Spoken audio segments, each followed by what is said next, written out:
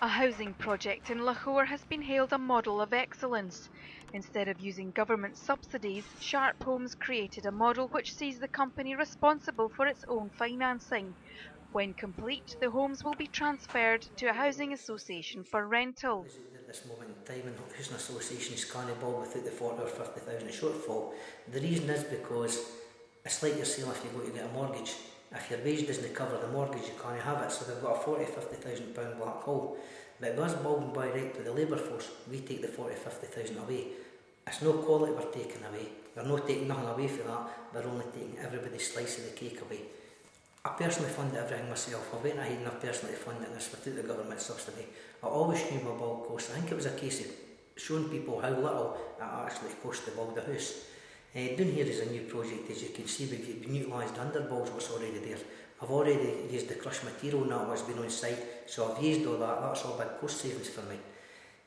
At the same time, it had been a timber kit what goes on, and it had been a stronger house as a traditional house to begin with. That then means the underballs, everything's all secure, everything's all good. If you look at Fife right now, the amount of stock in that was lying about Fife is where you go in and you spend 40, 50, 60,000 pounds on a refurb for 7, 8 years. You can knock down, demolish and rebuild for the same price. So you can see the benefits to the economy in the long run. At the same time, you're creating a lot more jobs and you're not putting the money in a watering can that disappears overnight. Have you had any interest or support for this project? Financially, I've no. Ord Valley's came along, and Ord Valley's been really helpful. Andrew Saunders and that full of Valley and that have been really helpful and supportive in that. Now you can.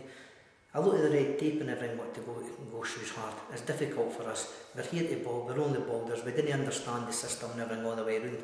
But if we could be given more help and people to help us in an honest way, to come along and help in that would help you can. Instead of the red tape and stumbling blocks being put up. My hard thing has been dealing with things which should be simple. It's not the building, it's the simple things that are hurting us. The project has brought a hyper-local boost to Lochore's economy and created dozens of jobs for tradesmen in the Benarty area. Because everybody's screaming about the building trade now, but simple things work. I'm employing right now everybody within a 3-4 mile radius, and this creates 30 40 jobs overnight out of nothing.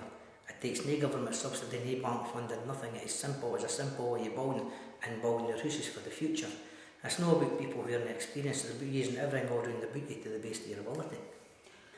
If I look at certain members, certain people who are working down here right now, Hart Construction is a major player in Scotland. My ground workers work for Hart. Right now, they employ them direct. These boys are quality boys, but they didn't have work. The joiners who are working at this moment in time had to go to Afghanistan to get work to pay their mortgages. They're not working there for the building trade. But it's like that all around about the place. No matter where we go, there's mass employment all over the place. And when the big major companies maybe come in, they're good, well-oiled machines, so they come with their labour forces already in your community, so there's nothing for anybody in your community to actually build off it. Although criticised for the pledge, Fife Council's new administration plans to build 2,700 homes for rent over the next 5 years. In Fife, we have a housing crisis. We have thousands of people on our housing waiting list, and there's simply not enough houses to go around. It's heartbreaking when you have people, families come to your surgeries week in and week out and you're unable to find housing for them. So we need to do something about that. The amount of money that's coming into Fife to build new houses through the Scottish Government has been cut, and cut severely. Therefore, we need to find new ways moving forward. This project here is an excellent example of a new partnership between a developer, a housing association, and able to build houses and build those houses for rent. We're talking about here 31 houses.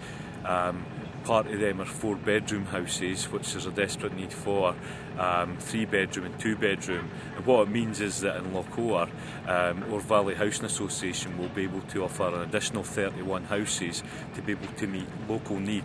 That's got to be a good thing, but our ambition is for 2,700 new houses for rent over the next 5 years. These kind of projects will ensure that we can achieve that. And recognition that hyper-local boosts to the economy and offshoots from it are valuable. The other important thing about this project is that it's actually given local people and local businesses the opportunity through creating jobs, through creating skills and training opportunities for young people So this project is an excellent project. It's an example of good partnership between a housing association and a developer. In Fife, we want to be able to work with developers, local developers, to be able to come up with new models to build housing for rent. Are you hopeful that this project is going to be copied out to other areas? I think this is a project which could be done.